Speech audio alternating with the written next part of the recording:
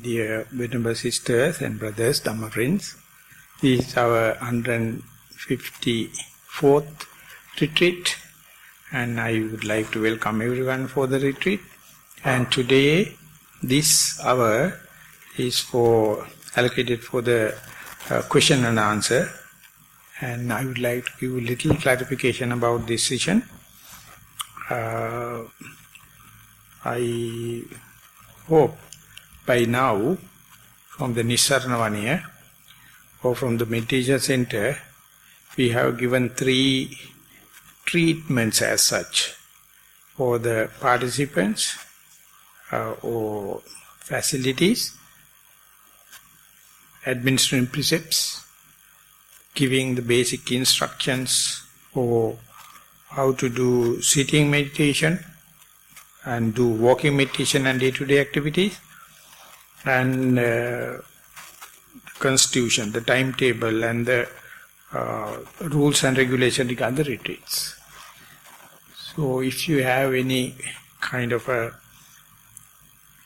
clarification about them, this is the time we are going to make use. If you have any question regarding the 8 precepts that you are already observing, if you have any questions regarding the basic instructions now you are going to use in sitting and walking, if you have any difficulty or questions regarding to the rules and regulation of the retreat, please raise them, because otherwise it will be a disturbance for your mind. There won't be much of a peace of mind. And it serves another purpose. Don't talk each other. There's no one can ask another person, because it won't give the complete answer. And Devika would do, or Lakshmi, or otherwise you can just ask in the question and answer session, and we can clarify why we are administering 8 precepts. We can clarify why these set of instructions are given for the meditation, and we can clarify why we are having this kind of a constitution for the peace of mind of the group as such. And on top of that, we are going to have a common interview. That means any questions, clarification regarding the meditation, sitting, walking and day-to-day, that is the main idea of naming this hour as question and answer. That is also we are doing in a group discussion, and this is the first time we have tested, and it's very quite beneficial, because usually interviews we do in the interview personal basis, and whenever we start this group discussion, many were rejecting and they were critical. They need personal time. Then we decided if we are going to give personal time, we can't go beyond 30 people. Now in English medium we have maybe 30-40 number, and in singular retreats now we are almost 100. Under such circumstances, group discussions or group interviews are the basic way, and it's very beneficial so far.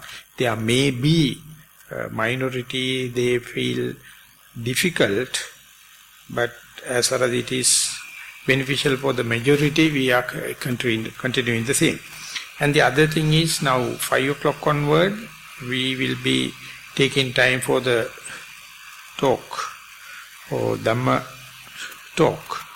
And there also, if you have any clarification necessary, tomorrow you can ask questions. And still, if you have any question pertaining to your spiritual life and feel worth raising it, that's also welcome. But don't ask your neighbor's question. Don't ask your past life question. That is, I am not going to take. I am take only the question pertaining to your spiritual life, not to the someone else, then which is beyond our capacity. So therefore, anything related to your meditation instructions, anything related to your meditation experience, anything related to the Dhamma talk, or anything related to your spiritual life, we may take. And that also we can do it in 2 ways. One thing, you can write and put into the question and answer session box. Or, if time permits, you can ask question directly to the audience, and we have a microphone. And if you raise the hand, we can give the microphone, then question as well as the answer will get recorded, and those who are not participating also will be benefited. To fulfill their request, we are asking the question, the questionnaire, the person who is questioning, to talk to the mic directly. So these are the things I would like to share before starting the session. And to start the formal session, I think Lakshmi is going to present the written question. So we will cordially invite Lakshmi to present the written question and to open the question and answer session. Thank you, Venerable Sir. We have 4 questions today. 3 of them are on sitting meditation, and the 4th one is on walking. One of the sitting meditation questions also includes walking. Dear Venerable Sir, sitting meditation. When focusing my attention on the breath, I become aware of the in-breath through the rising of my abdomen and the out-breath through the falling of the abdomen. I was able to keep my attention on the breath for about 30 to 40 minutes. Thereafter, I experienced a feeling of heaviness on the top of my head, which was a hindrance to my meditation.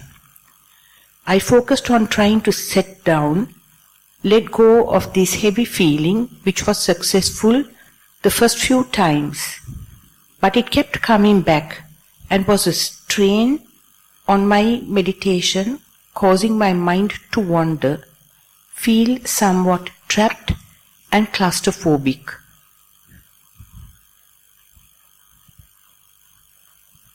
Okay. That is the question. Yeah. I think it is a report. I think the question is more towards the latter part of the presentation. Early part was giving the background that breath meditation and can go for 30-40 minutes, and then the heaviness on the head. So this is the irritating thing. I would like to have a dialogue with that particular person who has written. If he or she is happy to come forward, then it will be very lively.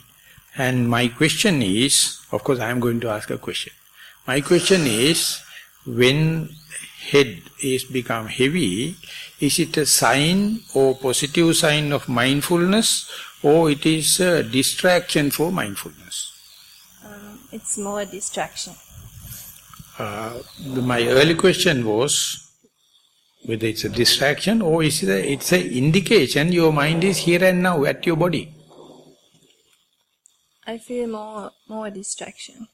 Okay, you're feeling, that's okay, that's why the question came. But I am inviting you to see, whenever the mind is with your body, mind find it is this uncomfortable, irritation. So that's a very clear sign you are mindful. So take it as a positive and see this is a product of mindfulness, endowment of mindfulness, and the good sign of mindfulness. Then you will be going to meditation with preparedness. No more it is a distraction then. Because our mind is always find excuses to run past, future, other people, other places and make stories. Whenever it comes, only what you can understand is truth of suffering. And if you consider truth of suffering as a distraction, then it's a joke. So this is the way our mind is camouflage, and it goes through the pleasure principle. Whenever the truth comes, whenever the reality comes, it finds something sour in taste, astringent in taste, and try to find as an irritation. Then onward storytelling happens, and you give full capacity, full-fledged storytelling, and you will end up in the bewilderment. Instead, the Buddha says, take it as a sign of here, now, I am. Which is so astonishing. Astonishingly, it is here, it is now, it is present. But there are some cases that unbearable pain, if it is so, what I am expressing, my suggestion will not work. But you may find it is not such a excruciating, unbearable pain. Only thing is your negative impression, your negative outlook, you consider as a distraction. So I would say to the whole audience, when and where you are mindful, 4 signs will appear. First thing is irritation. Second thing is fault finding of others. Of course, second thing is you find fault with yourself. Third one is fault finding of others. Fourth one is called pedantic. You expect everything to be flat and work to rule kind. So these are clear signs of mindfulness, but to the common sense, in the worldly sense, they are negative. Irritation is something negative. Irritation is finding one's mistake is negative. Irritation is finding fault with others is negative. Irritation of the pedantic that means everything must work perfectly is negative. But it's a clear sign of mindfulness. So how can you facilitate mindfulness? Whenever it's going to happen, if you become allergic, if you're going to get the allergic reaction and critical, then mindfulness will not grow. So therefore, once you give a try, once you give an effort, you have to discuss exactly what you feel and what is happening without the judgmental, conclusive thing, and give another try with preparedness of irritation, preparedness for self-criticism, preparedness for the fault-finding, and let the mindfulness to come. Then whenever the mindfulness happens, you find almost like negative, but in a deep sense, you are utterly mindful. Did you get the point? Yes, thank you. Can you put into your words, what did you got? To expect the feeling, and when it comes, to accept it and just try not to see it in a negative way. Yeah, so that means go prepared. And then you may learn, your mind will be glad to see the heaviness. Because it is a good sign. So this is called a glad game. Whatever may be, whatever the circumstances may be, you must try to find a reason to be glad. This is the way meditation. Otherwise, mind give 1,001 excuses, utterly misleading. They will never give well-being of yourself. So therefore, you have to play a trick with the mind. First you practice mindfulness and see how the mind works, how the body works, and discuss with other co-meditators and find a trick, how to find a reason to be glad, and that is what you call radical reflection. Okay, we'll go to the... Thank you very much. Second question. Reverend Sir, this is a question on sitting and walking meditation. My primary object is the body and the sensations. As I concentrate on the body, I become aware of the skeleton when seated or walking or lying down. As long as the session continues. Reverend Sir, please let me know whether to continue like this or what is the next step I should take. Thero Saranai. The early part of the statement, it says, I take the posture or the bodily feelings as the 2 criteria, and then taking the skeleton. There are 14 aspects from the source of the teaching of the Buddha. Whenever you become mindful on the posture, you maybe understand the metabolic action like breathing or rising and falling, or you may feel the heaviness, stiffness, tension movements like elementary characteristics, or you may see the hair, body hair, head hair, the skin, all the other 32 parts, including this skeleton. Or you may see 4 cardinal postures, sitting, standing, moving, And you can see how the body is changing from sitting to stand, stand to sit, posture junctions, so much of things. So, everything suggests the relationship with, or friendship with the mind and the body. So, you must have a verifying method to see whether mind and body is aligned.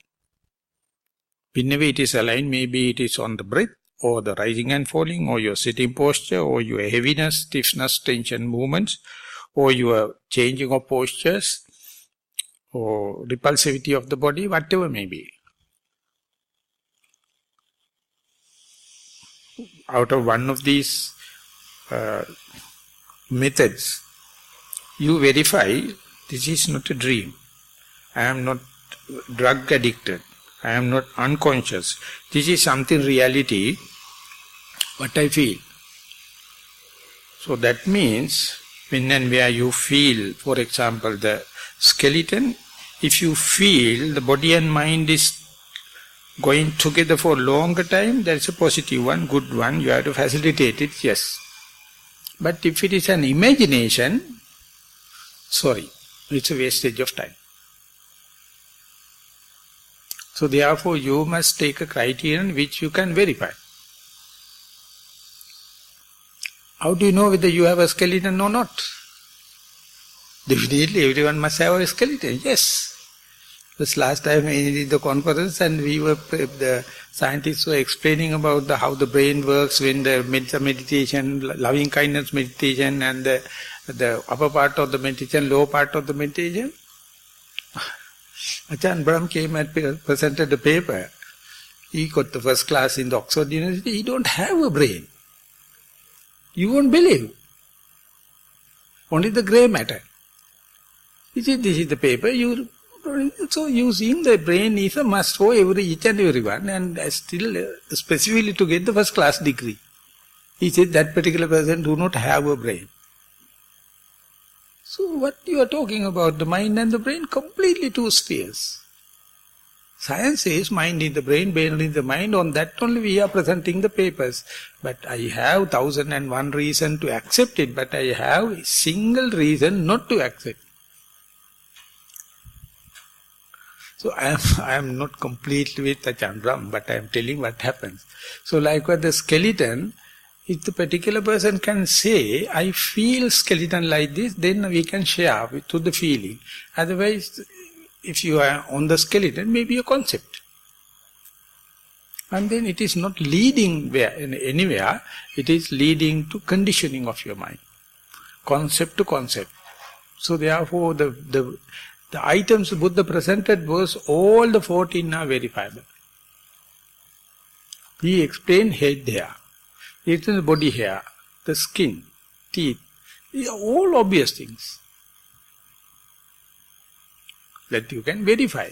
So therefore the object of meditation must be neutral one, verifiable one, and naturally given one. If it is not so, that can become a samatha object, but for the vipassana, all the objects you are taking is neutral, which is gifted, it's already there, and verifiable. So therefore, whatever may be, what you are going to do is promoting the mindfulness. So when and where you are mindful, try to verify how do you know you are mindful, how do you know this is the breath, not other thing. Not the sound, not the pain, not the kind of thing. So verification, and you will hit hard when you are to verify you are not mindful. How do you say that you are not mindful? With what verification you can say you are not mindful? Through mindfulness only you are verifying unmindfulness. There you go completely different sphere. You are going to so-called your subconscious. So first verify items and see mindful. When I am mindful, I know the breath. When I am mindful, I know my skeleton. But it must not be an imagination. It must not be a concept. It must not be some hypothetical one. Then you are wasting time. It must be something verifiable. And when you are verifying, one day you will find you are not mindful. Ask the mind to verify. How do you know that I am not mindful? It's very hilarious. It's a very, very adventurous thing. The day you understand the point where you are not mindful, you see the not only the tip of the iceberg, you see the iceberg under the water, something like unconscious. So first you have to understand what is prominent, what is available, and with respect to that only, or relative to that only, you can go into that. It is not relevant to the question, but I am just telling for the sake of theoretical knowledge. So therefore make sure the skeleton that mentioned in the paper must not be a concept. It must not be a hypothetical one. It must not be a unverifiable thing. See you next time when you are dealing with the skeleton, with what it's feeling, with what experience, with what characteristic, with what manner, you can make sure it is not a concept. It is not a hypothetical. It is exactly happening. That is the way the verifiability is the scientific part of the Buddhism. So that is why the Buddhism can go with the reductionism, with the science, and later it compare with the others in the relative terms. So only my objection is as to see whether this so-called skeleton is a concept or reality or verifiable thing. If it is verifiable thing, please continue.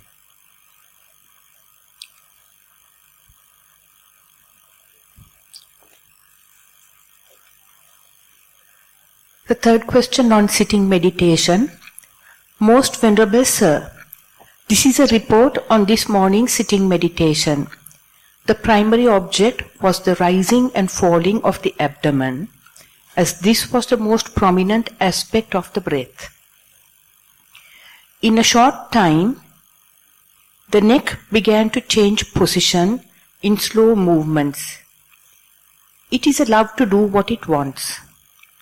Sometimes I am observing shifts in the neck and spine structure.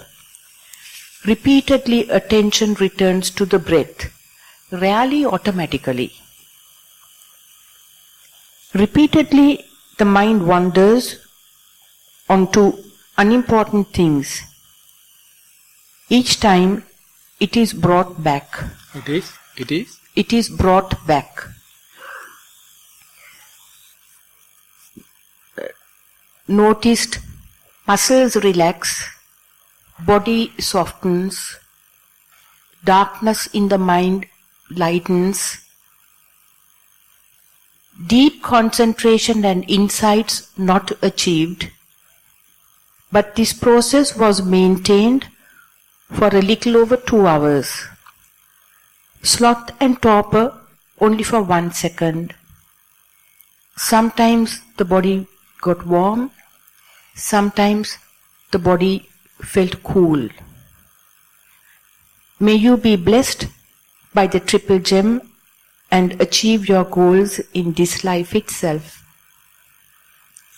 So this indicates the primary object rising and falling, and then introduce the second variable, second object, the angle and tiltation of the neck, and then come to the thinking or trivial other objects, and last it comes to the sloth and torpor, and sometimes indicates naturally the mind come back to the primary object, maybe from the neck movements, maybe from the other trivial objects, or maybe from the sloth and torpor.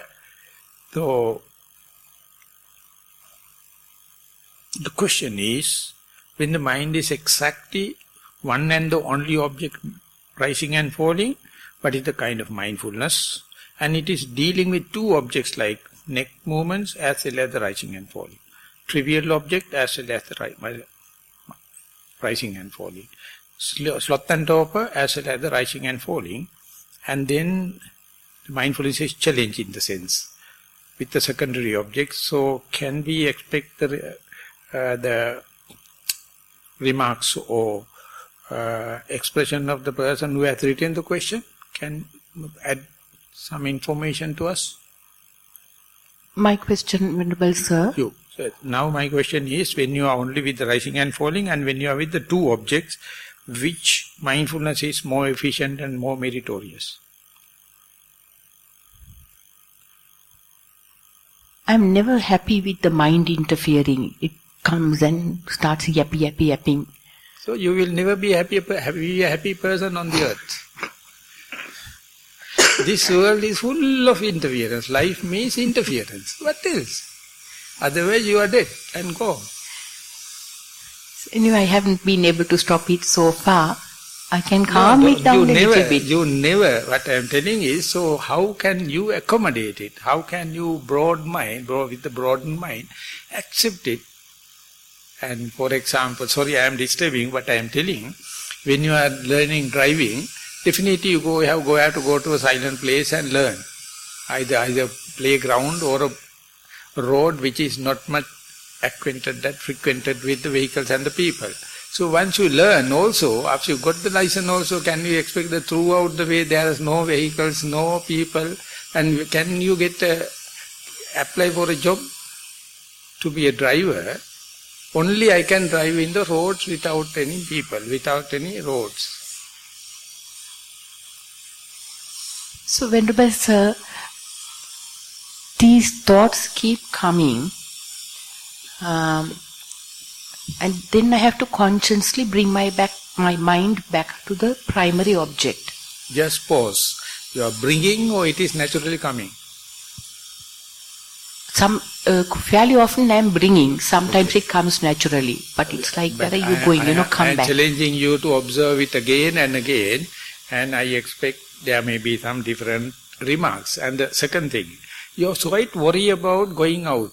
How you are happy about coming back? How much you are happy about the... I'm fine.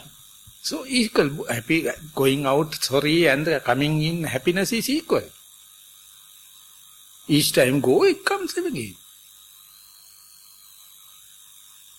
50-50.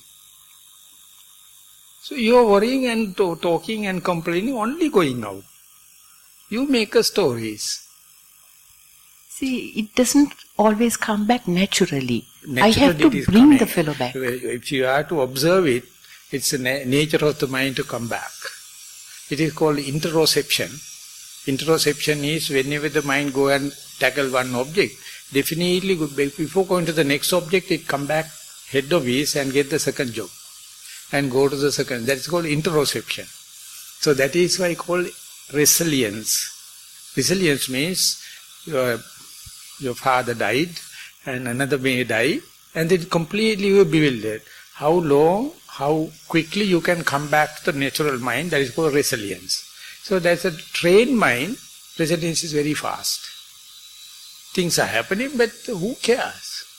But not that things are not happening, things are happening, but the mind come back.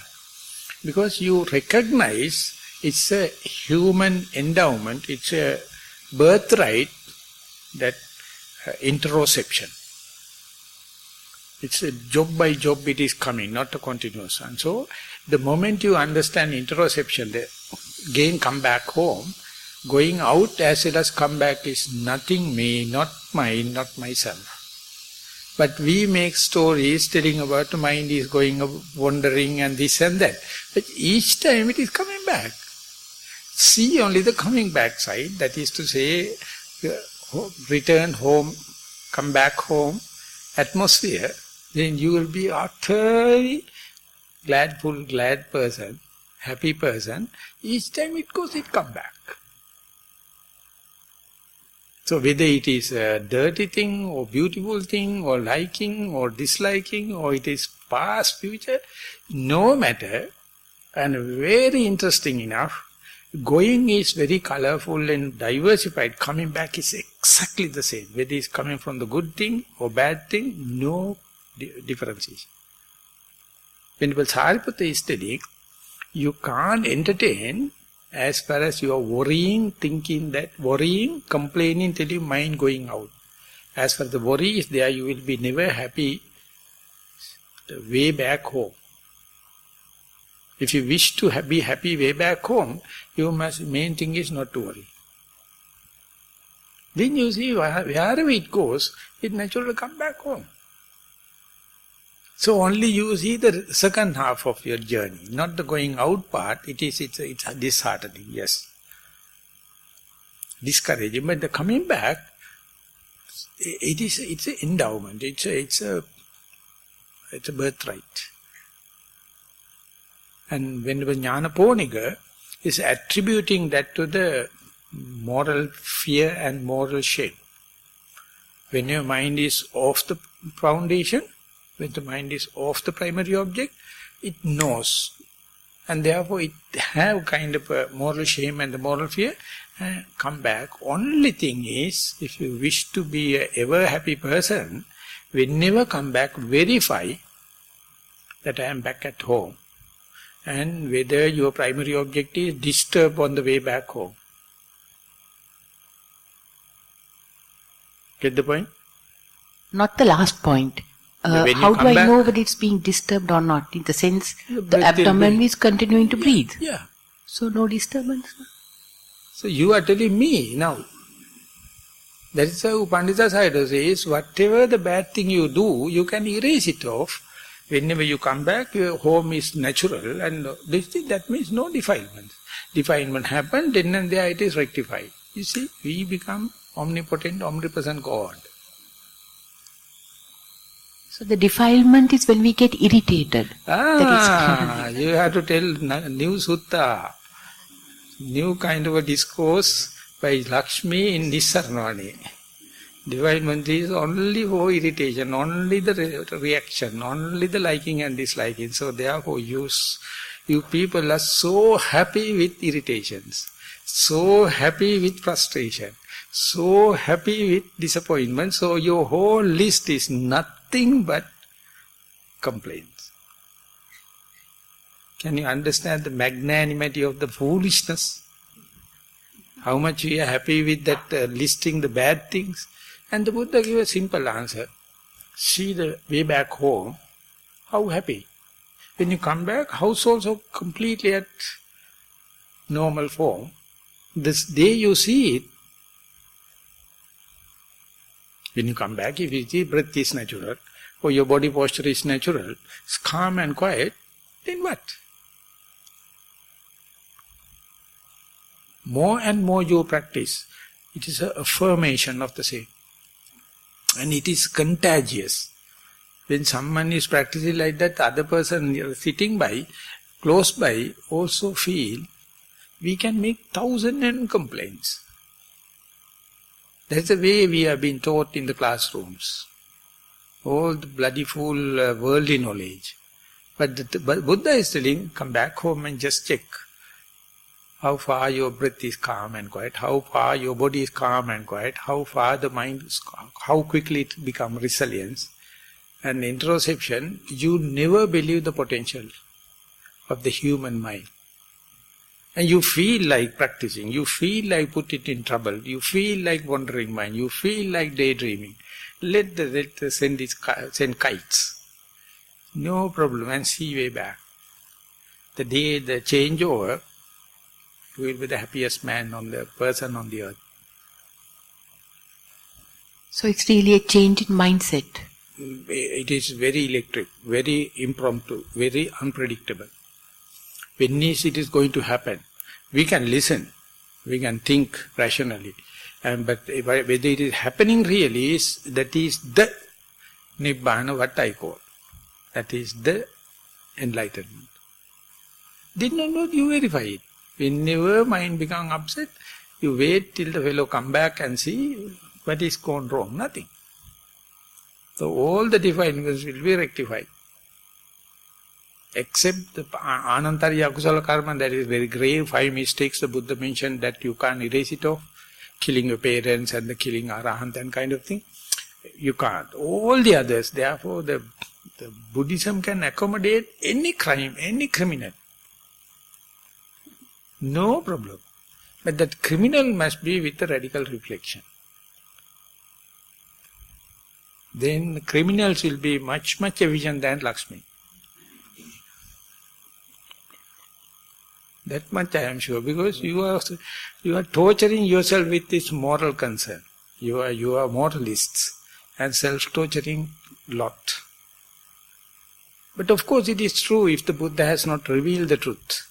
There's no other way. But the Buddha has revealed everything you have done or you have happened to you can be rectified, but you must have mindfulness, not regretting, and return way back home and see whether household is disturbed.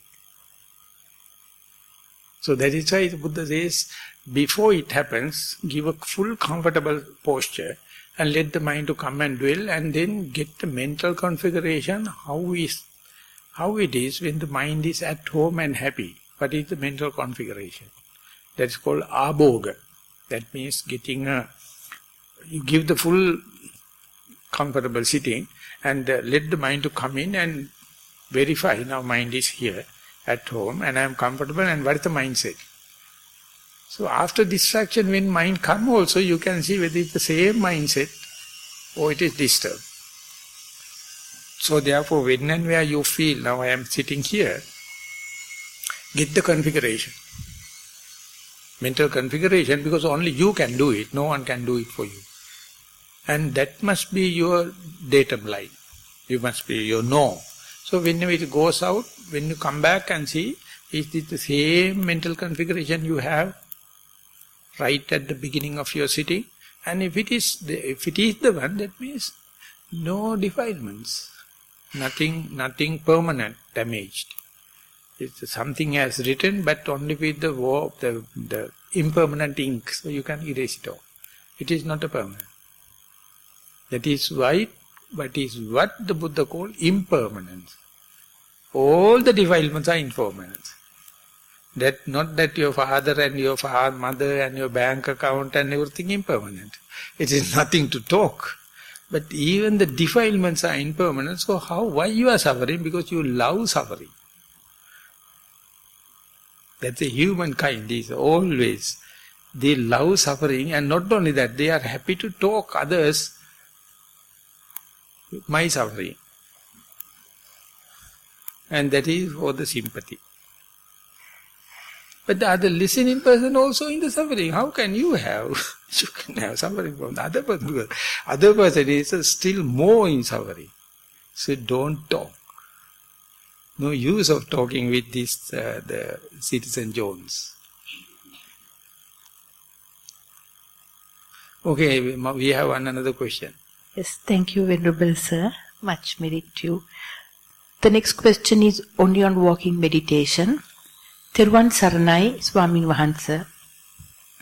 Walking this morning, I managed to stay quite well with left, right, walking at a steady, normal pace. Then I feel sadness and tears come. In a way, it feels good. Much dukkha lately. It feels good to cry. But as I am in walking meditation, I go back to left, right. More tears. I feel like vomiting. When I started thinking about why I am sad, the tears stop and the walking gets faster. After this, it becomes more difficult to stay with right, left. I start thinking about all kinds of things.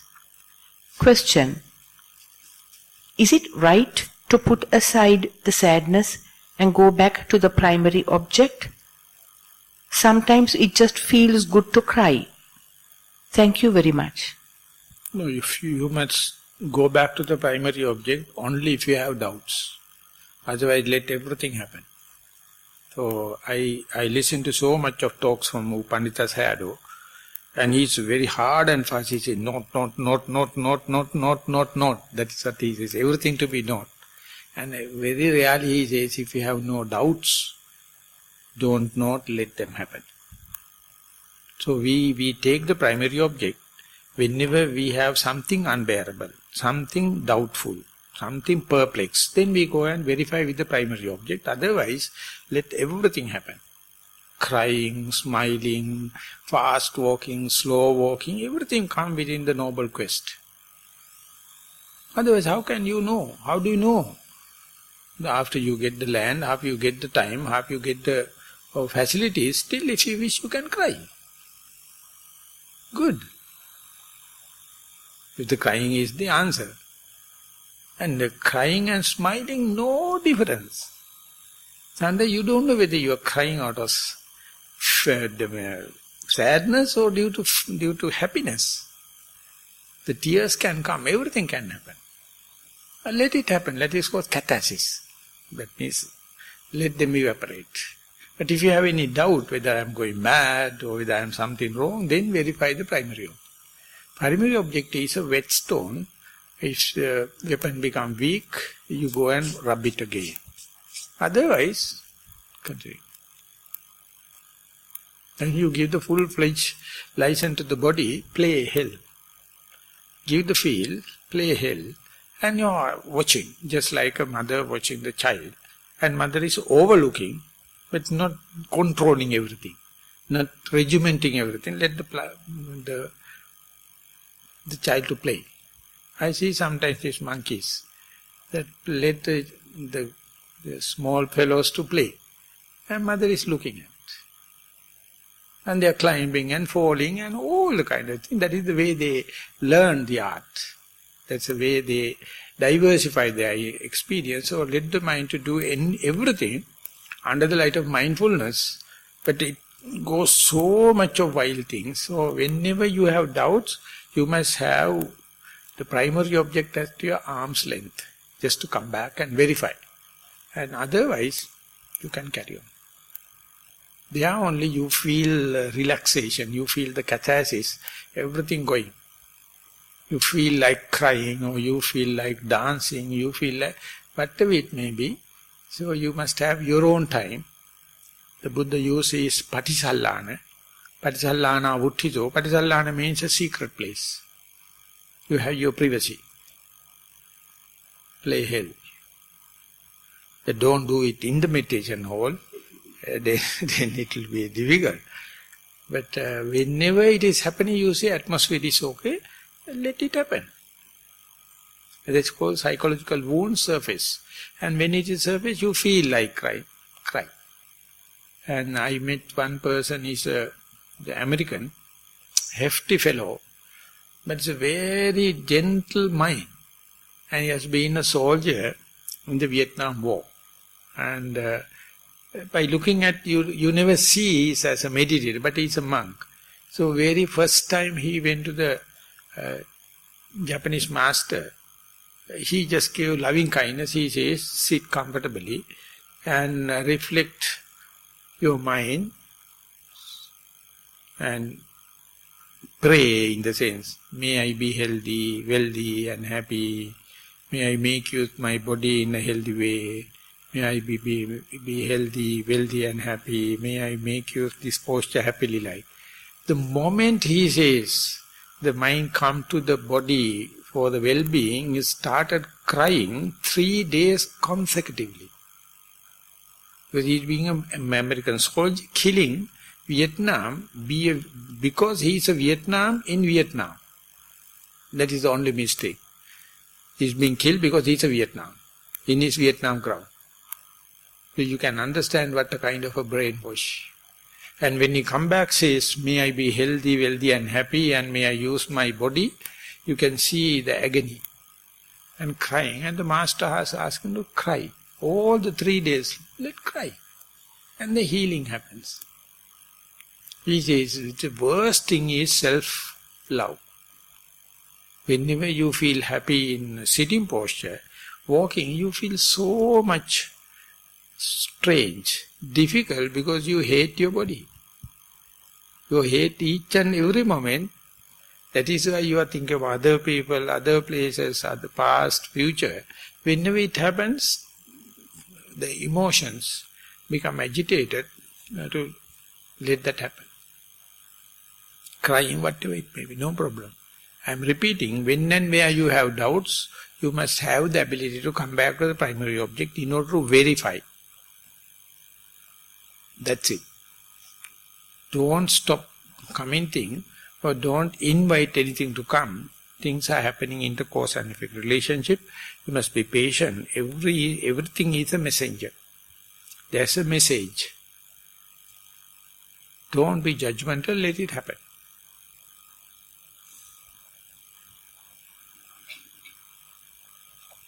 Okay, that's the end of the questions. Yes, Venerable Sir, we can open it out to any verbal questions.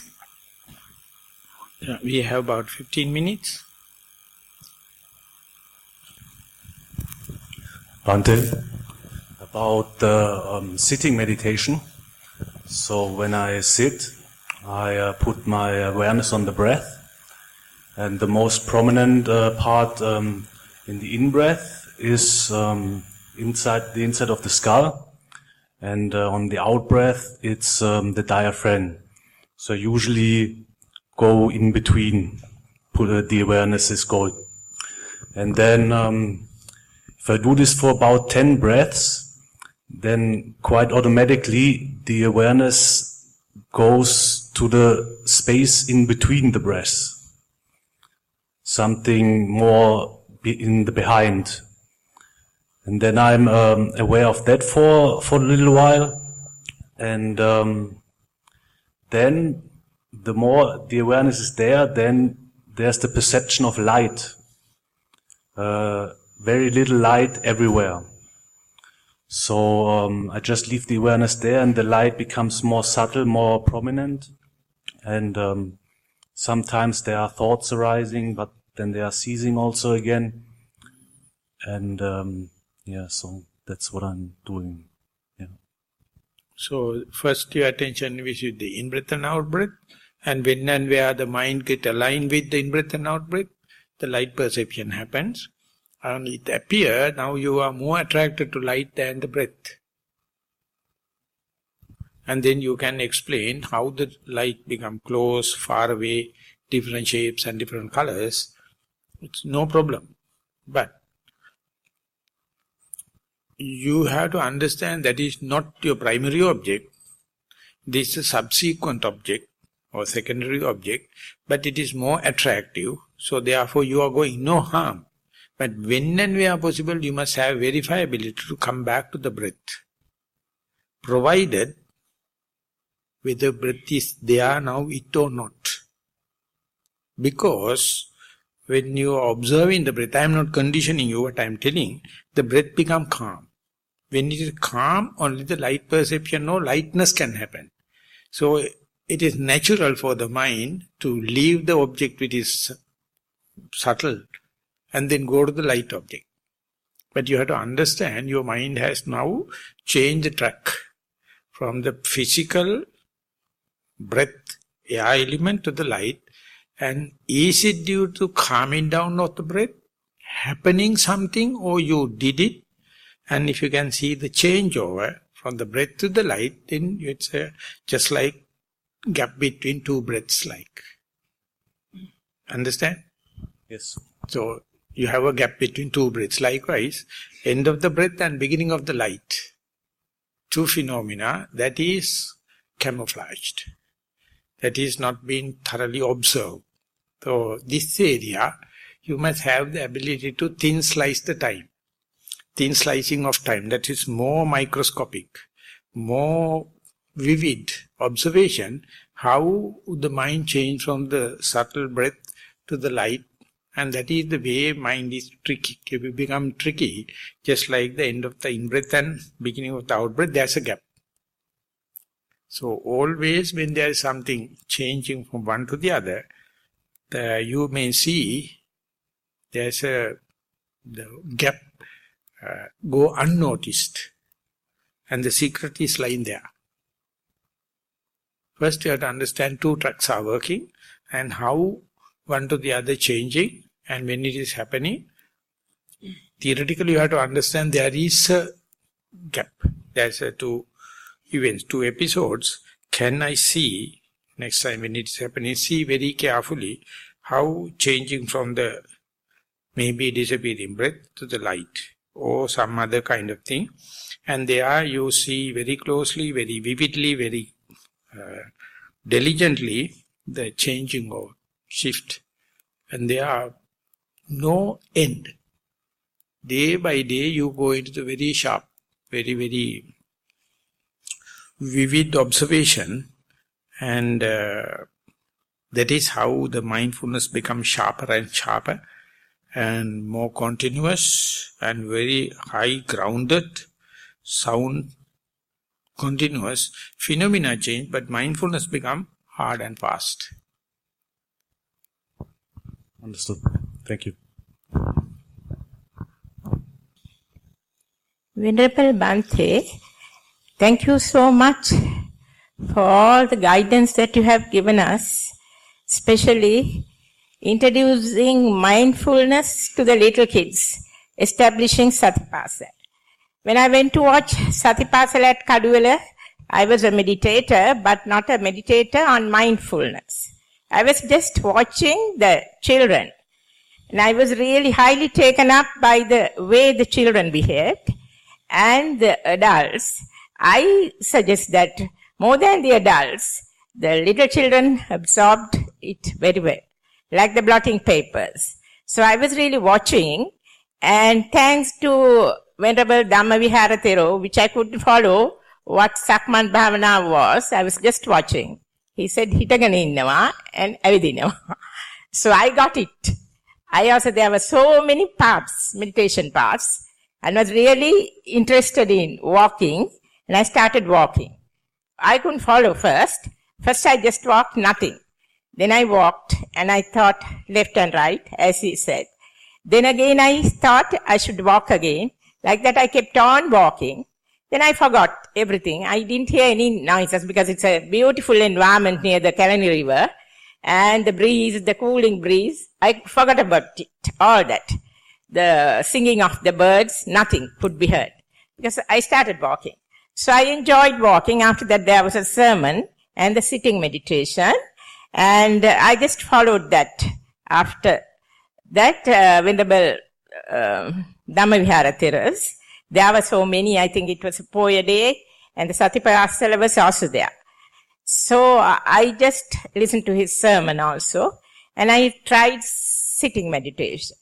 So after that I started going to Silavati Sevana as well as Kaduwala to follow up, because I was really interested in meditation. And I have done also Buddhanusati, Mittanusati, Marananusati, all that. An expert on those. But never thought that I could get myself to me. I couldn't think that involuntarily that I could do that. I think while walking meditation, I was able to take my mind towards me and forget about all the other things. But still I am not an experienced meditator, but sitting meditation, of course, still I am trying my best. Sometimes I feel that my lips are gone, my ears are gone. Sometimes I have been meditating for about 6 months. So I am really thankful to you, and may showers of blessings fall upon you for the little kids. Because you are training the little kids to be mindfulness, to build up mindfulness. It's a great thing for the little ones, not our old ones. We are going, the visa is ready for us and we have to go. Nothing to worry. You will all die and build kids again. And you will come to me, sure. So I am really interested in it. That's why I came here. Actually Upeksha is conducting Satipasala, Purasingha, my daughter. So everyone is going to die, everyone is going to reborn. It's a good blessing thing the Buddha mentioned. It's a blessing thing. It's a really blessing for the children. So last time we had an interfaith discussion, and there were 5 Catholic monks, Catholics, fathers, and the Dulip Chigera, that is the bishop also was there, and Hindu masters, Muslims, and we now few Buddhists, monks and others. So they asked me to do a guided meditation for 15 minutes, just sitting in front of the Vijayaramavata in the Lanka Vipassana. So much of welding work, so much of vehicles are going there. So he asked, now we have a sitting posture. Shall we display our body in a very comfortable way? Close your eyes and invite your mind to come and rest on your body. And it's a very difficult thing if the mind is not in, if the body is not happy, if the body is not relaxed, if the body is not symmetrical or balanced. So therefore make it completely balanced and let the mind to come and see how when the mind is at home. Just feel it. And that is what you call Nibbana. Nothing, that is the Nibbana. So it was a kind of getting everything into one nutshell like. And after 15 minutes, the father told, I am sorry, please give me the mic, I am going to give thank and I am going to leave because I have quite a quick appointment. And he says, I'll tell you Dhammajiva Hamdurune, mine came and it was at home.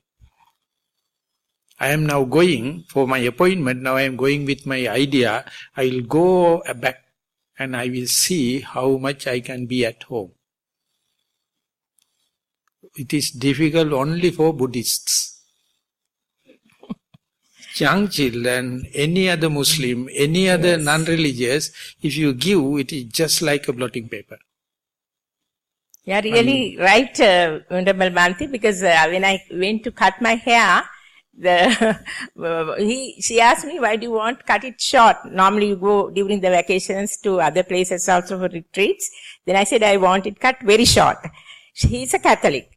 Then I said, no, I'm going for a meditation about mindfulness. And you take me also, she said. I said, I will definitely take you to Silavati Sevana or Kaduwela one day. She's interested.